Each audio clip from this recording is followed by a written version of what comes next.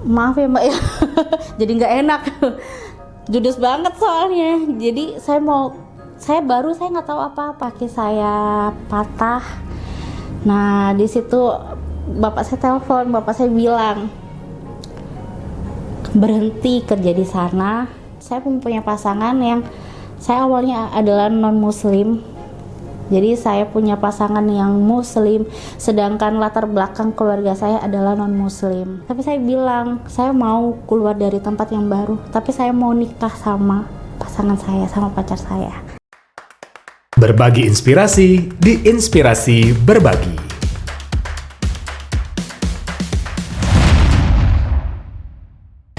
Assalamualaikum warahmatullahi wabarakatuh. Halo Sobat Inspirasi, ketemu lagi kita di Inspirasi Berbagi. Sobat Inspirasi, bayangkan kalau ternyata kita memiliki pasangan yang berbeda agama. Tembok besar sangat menghalangi. Dan bagaimana ketika kita bekerja di sebuah perusahaan yang bisa jadi itu adalah perusahaan yang sangat-sangat baru dan kita harus bisa membesarkan perusahaan tersebut. Memiliki pasangan yang berbeda agamanya dan memiliki pekerjaan yang begitu sulit, harus membebat alas. Tapi bagaimana seorang Mbak Sally Gloria Valentina bisa melewati itu semuanya, proses mu'alaf, dan akhirnya mendapatkan banyak kemudahan-kemudahan dan keajaiban dari mu'alaf dan pekerjaan yang didamba-dambakan. Kita akan cari tahu selengkapnya hanya di Inspirasi Berbagi.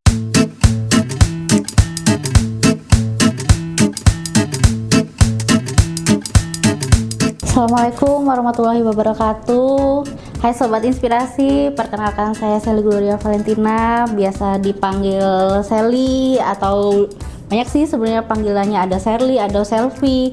Cuman biasanya orang lebih ke Sally-nya ya, cuman ya seperti itulah karena sehari-harinya kemana-mana jadi banyak panggilan juga. Saya lahir di Banyuwangi dan kebetulan juga saat ini saya lagi merantau di Bali dari awal tahun 2014. Kurang lebihnya seperti itu.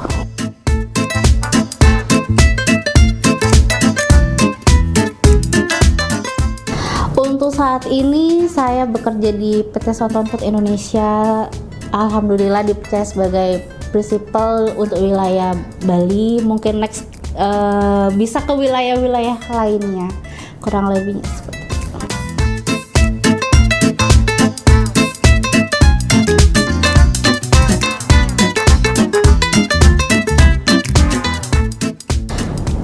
Ceritanya panjang ya kalau dari awal.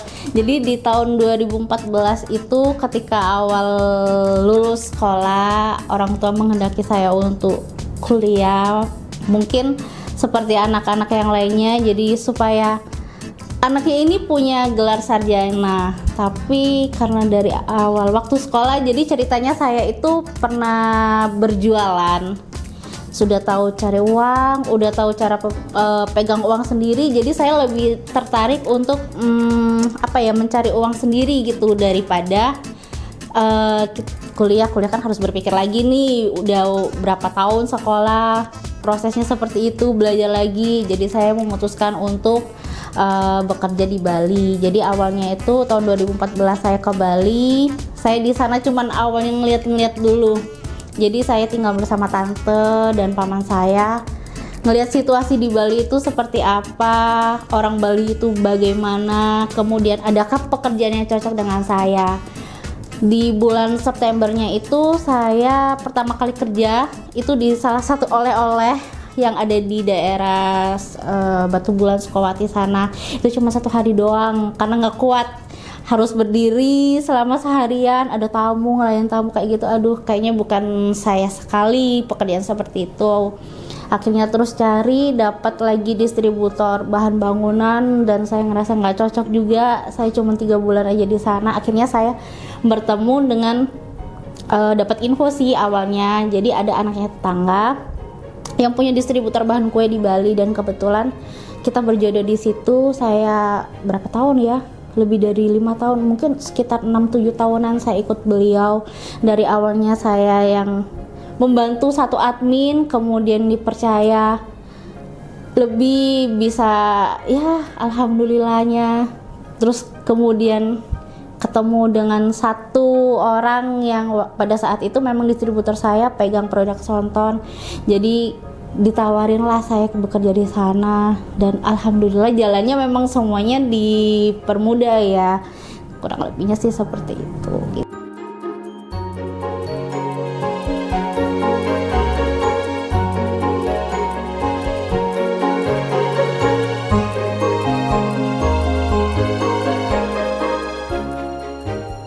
Kalau bilang prosesnya itu panjang, yang jelas dari awal admin pembantu ke leader aja itu aduh air mata, bener-bener air mata. Karena waktu saya masih sekolah, waktu saya di Banyuwangi, semua itu teman-teman itu penuh kasih sayang sama saya, dalam artian kita itu saling merangkul gitu, ada apa kita bantu gitu. Ketika di sini awalnya adminnya kan hanya satu tuh, maaf ya mbak ya, jadi nggak enak, judes banget soalnya. Jadi saya nggak tahu apa-apa, jadi saya mau melakukan pekerjaan pasti saya ditanya, kalau kamu udah selesai sama si owner, udah, oh ya kamu bantuin si mbak ini ya. Nah ketika saya tanya sama mbak ini, nggak usah, saya bisa ngerjain sendiri. Otomatis kan di situ saya ngerasa minder, aduh gimana ya caranya. Tapi saya ngomong lah sama si owner, kayaknya dia nggak ada yang mau dibantu, apalagi. Akhirnya saya disuruh cari orderan by phone. Nah orderan dari by phone, mungkin di situ orang yang ngerasa saya bukan orang yang ngomongnya kaku kali ya sama customer. Jadi di situ dia, oh ya kamu kalau gitu kasih teman pekerjaan ya, sekian gini gitu. Dari situ akhirnya alhamdulillah saya dipercaya, perusahaan tambah berkembang, terus saya dipercaya. Jadi setiap apapun, ada masalah pekerjaan apapun, owner itu langsung bypass ke saya tanpa mengurangi ke si admin yang lama ya. Jadi dari yang admin lama itu tetap kita kasih tahu akan seperti ini, tapi dari admin yang lama pun langsung ke Sally aja deh, kayaknya dia yang lebih paham, yang lebih tahu. Jadi dari situlah kemudian terus akhirnya ownernya langsung ke saya dan saya dikasih kepercayaan gitu. Itu dari admin pembantu ke leader admin, kemudian dari leader admin ke prinsipal pun itu sebenarnya itu karena satu doa ya. Jadi ceritanya sebelum saya ditawarin ke PT Sonton Food itu 3 bulan atau 4 bulan ya, saya lupa. 4 bulan itu setelah saya ulang tahun dapat 2 hari atau sehari saya kecelakaan. Jadi saya kecelakaan 3 bulan, saya hanya rebahan di kasur, kaki saya patah. Nah di situ bapak saya telepon, bapak saya bilang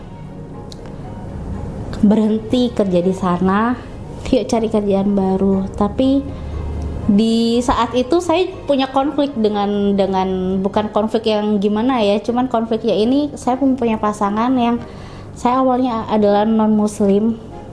Jadi saya punya pasangan yang muslim, sedangkan latar belakang keluarga saya adalah non muslim. Nah di situ ketika papa saya bilang ayo kerja tapi cari tempat lain supaya nggak akan seperti ini, karena terus terang aja jadi leader admin itu bukan hal yang mudah, karena kita dituntut semuanya harus tahu, dari hal pekerjaan entah dari harga barang, dari anak-anak yang nggak masuk ini kenapa nih, terus dari barang-barang yang hilang ini kenapa nih, kita dituntut tahu. Nah di situ mungkin papa saya ngerasa bebannya terlalu besar, terlalu berat, sedangkan saya wanita, saya harus ngurusin banyak lelaki di sana yang ya kurang lebihnya seperti itu gitu. Terus papa saya bilang kayaknya harus cari tempat lagi yang baru supaya fresh. Tapi saya bilang saya mau keluar dari tempat yang baru, tapi saya mau nikah sama pasangan saya, sama pacar saya. Nah di situ papa saya tanpa berpikir panjang langsung, ya nggak apa-apa, yang penting keluar dari sana. Kurang lebihnya itu kayak gitu. Terus tiba-tiba saya ngobrol sama pacar saya, gimana ya, wis nggak apa-apa, pokoknya harus sembuh dulu. Karena kan waktu 3 bulan saya harus di dalam rumah aja, di atas tempat tidur itu saya tetap bekerja. Jadi saya tetap bekerja, saya gimana caranya orderan tetap harus masuk, terus tagihannya customer itu tetap harus jalan, itu tetap harus dipikir sama saya. Karena yes, bagaimana orang itu tanggung jawab saya, kan nggak mungkin saya meninggalkan tanggung jawab saya. Meskipun di kantor saya masih punya tim, ya tetap tim saya membantu, tapi mereka juga harus diarahkan, karena dari yang awalnya biasa ada saya terus nggak ada, ini harus bagaimana, setor ke bank harus bagaimana, terus ke customer seperti ini harus bagaimana, rutenya pengiriman juga harus bagaimana, semuanya mereka tetap koordinasi dengan saya. Jadi ketika saya udah bisa jalan lagi, saya kembali lagi kerja, tiba-tiba si prinsipal Sonton untuk wilayah Indonesia Timur ini kontaklah ke HP owner distributor saya. Dan kebetulan sekali saya yang disuruh ngangkat HP beliau. Saya minta tolong angkatin, kenapa kok bapak ini telepon? Jadi saya angkat. Gimana pak? Oh kebetulan Sally yang angkat. Jadi ini Sonton lagi nyari orang untuk pegang wilayah Bali. Maunya saya menunjuk Sally karena Sally udah tahu secara produk nulis dan lain-lain. Saya shock di situ. Cuman saya berpikir, apa ini jalan ya? Jalannya memang seperti ini. Akhirnya saya bilang, karena pada saat itu saya kan masih ikut distributor, jadi saya nggak bisa ngambil keputusan secara pihak. Saya ngomong, coba deh nanti ngomong sama ibu bagaimana enaknya. Ketika sudah rundingan, saya cerita ke orang tua, terus orang tua setuju, karena dari segi jenjang karir terus terang itu naik level gitu, dari yang A B C terus jadi dari D C B jadi A, kan terus naik tuh. Nah terus orang tua setuju, pasangan juga setuju, terus alhamdulillahnya owner distributor juga ACC, ya boleh deh selama produk Sonton dan kamu masih ada di distributor kita gitu. Tapi dari situ pun juga nggak langsung enak, karena produk Sonton itu kan masih baru ya, pada saat itu masih baru 1 tahun, jadi harus babat alas dulu produk Sonton itu seperti apa. Dan produk Sonton itu produk premium, sedangkan di Bali itu maunya yang enak tapi murah gitu. Sudah kayak gitu lagi, nanti mereka pasti akan, kita punya head to head kan, jadi mereka pasti akan compare antara satu produk ke produk lain. Terus abis itu ada program apa nih gitu. Biasanya mereka itu ada, oh aku ada program bonus jalan-jalan, atau bonus dapat sepeda motor atau seperti itu. Nah dengan quantity, ada minimal kuantitinya yang jelas. Cuman untuk saat itu, nah Sonton itu tidak ada, hanya ada program bonus. Dan di situ benar-benar real saya kerja, benar-benar babat alas gitu. Karena sebelumnya babat alas pun masih ada owner distributor yang bantu ya, yang support. Cuman pada saat itu saya ngerasa saya sendiri, dibantu sama admin yang mereka cuman bantu by phone aja gitu. Oh saya ada produk ini mau nggak, gitu. Terus saya harus babat alas sendiri sampai akhirnya waktu itu COVID Bali bener-bener drop sekali ya, ekonomi bener-bener kacau balau. Setelah COVID itu belum normal. Jadi setelah kita udah boleh lebaran, udah boleh pulang kampung, udah aktivitas, udah nggak pakai masker lagi tuh, datanglah tim dari HO. Waktu itu ada Bu Yanti, Pak Tresna sama Pak Anto ke Bali, dan alhamdulillah banget di situ ada beliau itu yang nolong. Akhirnya Bali ada angka, dan saya pun dari yang awalnya belum permanen jadi permanen, dan sampai seperti ini.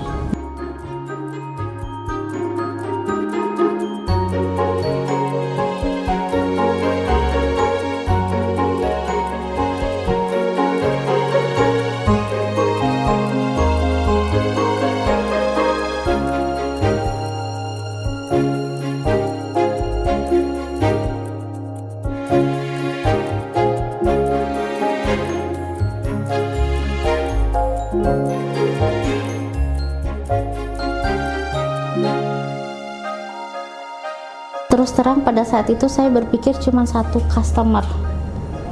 Kenapa saya berpikir cuma customer? Customer itu raja buat saya. Jadi ketika customer itu ngerasa, oh saya itu bisa bantu customer, dan customer itu pasti akan kasih feedback. Ketika saya pegang satu produk, misal contoh saya udah nggak ke Saribumi, saya ke Sonton, pasti customer itu akan ngikut pakai produk saya. Nanti dari Sonton, andai kata saya pindah ke merek lain, merek si A, pasti mereka juga akan ikut, karena dari situ itu hubungan baik antara customer itu benar-benar dibutuhkan banget. Itu nomor satu. Jadi makanya kalau ada apapun dengan customer, pasti saya orang pertama yang akan teriak-teriak ke orang kantor gitu. Customer itu bener-bener raja, dia yang membantu kita, dia yang ngasih kurang lebihnya gaji ya, karena kalau nggak ada omset otomatis kita nggak ada gaji dong gitu.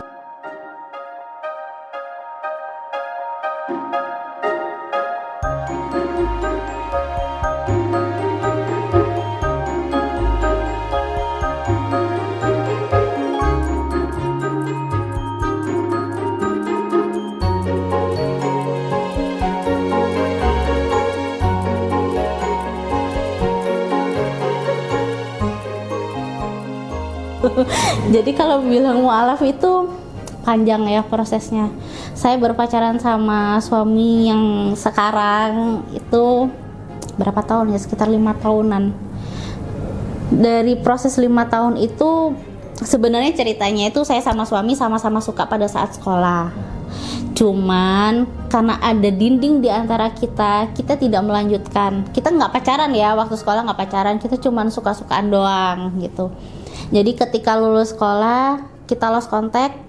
Kemudian kalau nggak salah itu 3 tahun atau 2 tahun setelah lulus sekolah dia kontak saya. Jadi dia telepon saya karena dia banyak bonusan telepon. Ceritanya bonusan telepon itu rugi deh kalau misalkan nggak dipakai gitu. Dia iseng-iseng telepon saya. Dari situlah akhirnya kita bisa komunikasi lagi. Kita waktu itu komunikasi dari line. Nah saya nggak mau kalau misalkan seperti itu. Terus dia bilang aku mau serius. Dia bilang gitu mau serius, tapi gimana? Maksudnya kondisinya kita kan seperti ini. Ya kita lihat aja deh sambil jalan. Ketika saya maksud pikiran pada saat itu nggak hanya soal sama si suami yang sekarang. Pada saat itu saya juga lagi ada masalah keluarga antara papa mama saya dan adik-adik saya, bener-bener di titik terendah saya, dan di situ cuma suami yang menguatkan, suami yang support dari masalah yang pokoknya kalau diceritain panjang tuh, runyam banget. Terus sampai akhirnya saya kecelakaan itu suami yang support. Jadi suami itu benar-benar ada, dan di situ mungkin ya kalau dari kacamata saya nih, papa saya ngelihatnya oh ya memang anak ini memang beneran sama saya, bukan yang hanya sekedar main-main. Jadi ketika saya udah dapat pekerjaan, terus papa saya bilang gini, kapan mau nikah? Dan di situ bener-bener saya ngerasa ini beneran jawaban tah, maksudnya beneran papa ini beneran ngasih jalan tah gitu. Cuman suami bilang kalau misalkan orang tua saya nggak ngasih restu, kita nggak boleh, karena restu orang tua itu penting banget. Apapun yang kita lakukan kalau orang tua nggak ngerestuin, nggak buat apa gitu. Terus suami bilang ya karena papa udah kayak gini ya ayo. Saya dibawa ke rumah suami, kita ngobrol sama bapak, karena pada saat itu saya kan masih non muslim. Jadi bapak bilang ke Pak Kiai dulu ya, nanti di situ mualaf. Nah di situ saya cuma berpikir oh iya, karena saya logikanya pada saat itu saya harus ikut suami, karena di mana-mana seorang wanita harus ikut seorang laki-laki, pasti mereka akan meninggalkan rumahnya. Belum dapat hidayah yang lain-lain tuh, belum dapat. Terus abis itu ke Pak Kiai, Hamin berapa hari sebelum nikah itu ke Pak Kiai saya mualaf. Terus abis itu di Pak Kiai pun saya juga dikasih nama muslimah gitu ya. Terus juga saya diceritain, diberi bekal nasihat juga pun. Terus itu selesai, saya ijab, dapat berapa hari saya ijab. Habis ijab itu saya pulang kan, saya kembali. Jadi nikahnya benar-benar kilat, karena pada saat itu kan zaman corona, nggak boleh yang meriah-meriah nih. Di hotel pun juga hanya maksimal kalau nggak salah 25 atau 50 orang. Nah jadi kita cuma ngundang keluarga dekat tuh. Nah keluarga dekat, terus saya ngobrol lah sama suami, terus aku ini gimana, maksudnya kalau kemarin-kemarin kan saya ke gereja tuh, saya doanya ya saya di gereja. Nah kalau sekarang otomatis kan saya harus sholat tuh, saya gimana? Dibelikanlah saya buku panduan sholat, doa sholat, belajar. Tapi nggak gampang, karena usia saya udah tua ya, beda sama waktu anak-anak masih kecil kan, mereka pikiran belum banyak, jadi mau diajarin apa aja masih oke, cepet. Terus belajar, proses, kemudian dapet dapat berapa bulan ya, 3 bulan, tante saya nyinfo ada nih belajar Al-Quran untuk mu'alaf. Jadi ada suatu perkumpulan. Di mana? Di rumah. Mau nggak ikut? Saya awalnya masih nggak mau, karena saya malu, ngerasa banyak hal ya. Karena pada saat pernikahan saya berlangsung, setelah nikah dapat 2 hari, saya tuh kayak dengar apa ya? Ada orang yang bercerita. Jadi gimana ya ngomongnya, bukan menyinggung ya, tapi ngomongin soal saya, soal suami. Cuman saya lebih menjaga perasaan orang tua saya, karena buat saya kayaknya mereka nggak gampang buat ngelepas saya. Saya anak perempuan pertama, saya anak perempuan satu-satunya, saya cucu perempuan satu-satunya di keluarga papa saya. Papa saya itu Nasrani, tapi dia ada keturunan Cinanya, jadi kayaknya berat banget buat ngelepas saya. Tapi alhamdulillahnya suami bisa, ketika sesi tanya jawab dengan papa saya, bisa menjawab mantap, lebih bisa, ya ini saya bisa bertanggung jawab sama Sally, saya bisa membahagiakan dia, saya nggak akan bikin kecewa, nggak akan meninggalkan dan lain-lainnya gitu. Di situ saya benar-benar lemes ya, kayaknya lutut itu nggak ada tulangnya rasanya, kayak bom waktu yang tiba-tiba duar. Tapi duarnya ini duar bahagia, bukan duar yang terus sedih atau apa, enggak, duar bahagia. Setelah itu saya belajar Al-Quran ya, kembali lagi ke yang tadi saya bilang, belajar Al-Quran, ketemulah sama Bu Guru Irma. Jadi di situ saya belajar dari yang alif bata itu, yang pertama itu, sampai sekarang alhamdulillah udah bisa baca Al-Quran gitu. Kurang lebihnya begitu. Jadi prosesnya memang nggak cepet ya, semua itu ada proses tep gitu. Jadi setiap yang kita mau itu, prosesnya itu kita harus sayang banget sama prosesnya. Proses itu sebuah luar biasa pokoknya.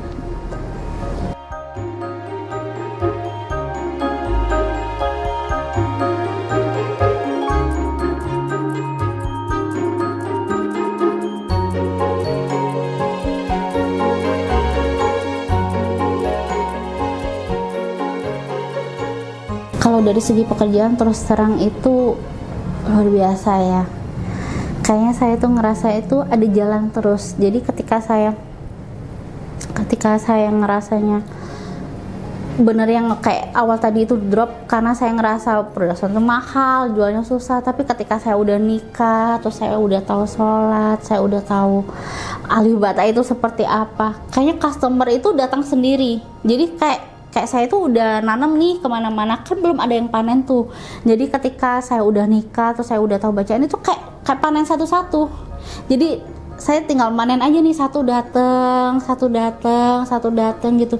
Jadi bener-bener dipermudah, semuanya dilancarkan, bener-bener sampai yang dari saya awalnya non permanen sekarang jadi permanen. Itu ya salah satu mujizat ya buat saya gitu. Belum lagi banyak sih mas kalau bilang kayak gitu ya. Pokoknya Gusti Allah itu luar biasa banget, tidak bisa diucapkan dengan kata-kata ya. Cuman saya ngerasanya itu luar biasa banget. Cuman customer saya kan belum tahu nih, belum banyak yang tahu kalau saya itu sudah mu'alaf. Jadi ketika saya di Bali itu saya nggak bisa jadi diri saya sendiri. Tapi ketika saya di Jakarta, ketika saya national meeting gitu ya, pas di Jakarta itu saya ngerasa jadi diri saya sendiri. Saya bisa berhijab kemana-mana tanpa ada rasa sungkan dan lain-lain. Jadi mau apapun itu saya ngerasa ya memang ini aku yang sekarang gitu. Jadi lebih terbuka gitu. Kalau sekarang kan kayaknya pemikiran orang itu kan nggak sama ya. Setiap orang itu kan punya pemikiran yang berbeda-beda. Jadi ketika saya udah mu'alaf nih, saya pengen berhijab, saya pengen tutup aurat saya. Nggak semua orang itu berpikiran seperti itu. Ada yang gimana kan gitu-gitu tuh. Nah yang kayak gitu itu yang saya ngerasa itu ngerasa gimana ya, sedih sih sebenarnya. Cuman ya mungkin harus berproses ya. Jadi saya ya pelan-pelan dulu lah gitu, mendekatkan sekarang udah gini ya gitu. Jadi dari pakaian dulu saya rubah nih, nggak langsung berhijab, dari pakaian dulu nih saya rubah. Nanti pelan-pelan saya datang ke sana, saya berhijab, loh kok berhijab sekarang, kayak kapan hari itu gitu. Saya biasa ke sana nggak berhijab tuh, terus tiba-tiba datang, loh kok berhijab sekarang, wah keren gitu sih. Jadi ingat tahu ya, kayaknya itu ngerasa itu Gusti Allah itu baik banget. Saya udah dikasih kehidupan baru lagi ya. Katanya kalau orang mualaf kan mulai dari nol tuh kayak bayi lagi. Itu bener-bener aduh luar biasa banget. Saya ngerasa waktu saya mualaf saya akan dijauhin banyak orang, ternyata enggak. Jadi ketika teman-teman pekerjaan saya PT Sonton Food itu tahu saya mualaf, aduh saya bener-bener dipeluk, saya dicium, mereka pada bahagia, pada seneng ngelihatnya. Aduh sampai kayak gitunya, ternyata tidak seperti yang saya pikirkan.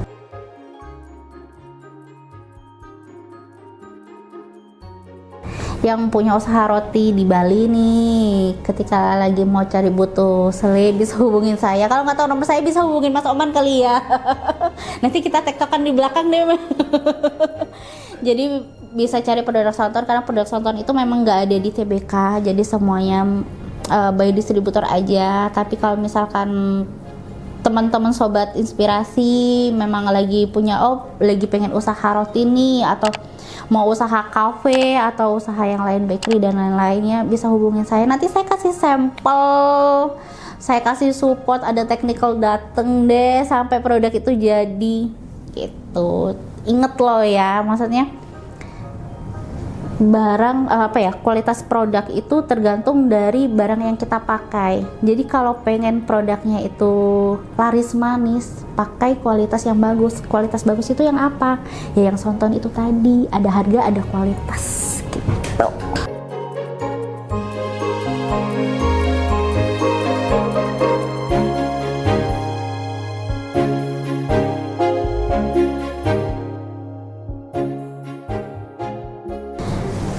Oke, jadi sobat inspirasi, saya cuma mau berpesan aja, jangan pernah melihat di depan itu akan seperti apa, tapi coba jalani, coba kita mulai berproses, karena dari proses itu, waduh, luar biasa hasilnya, karena proses itu sebuah hadiah yang nantinya akan kita kenang. Kalau kita udah ada di titik itu tuh, titik yang paling ujung, yang paling atas, jangan pernah berputus asa, tetap semangat, tetap ingat sama Gusti Allah. Yang pasti doa keluarga itu nomor 1 gitu. Terima kasih sobat inspirasi. Wassalamualaikum warahmatullahi wabarakatuh.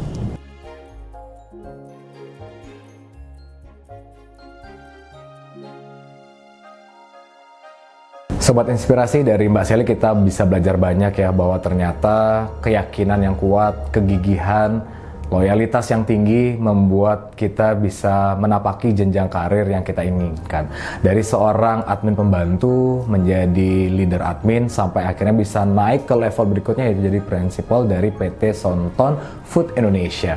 Mbak Sally juga akhirnya bisa meyakinkan orang tua dan juga semuanya bahwa ternyata keyakinannya untuk memeluk agama Islam adalah hidayah dari Allah Subhanahu wa Ta'ala. Semoga apapun yang tadi disampaikan oleh Mbak Sally bisa kita ambil hikmahnya dan tentunya bisa menginspirasi dari sobat inspirasi yang menyaksikan. Ketemu lagi kita di inspirasi berbagi berikutnya. Tentunya jangan lupa untuk subscribe, like, comment, share dari channel Inspirasi Berbagi. Saya Oman Riyadi Nur pamit. Wassalamualaikum warahmatullahi wabarakatuh. Sampai jumpa. Berbagi inspirasi di Inspirasi Berbagi.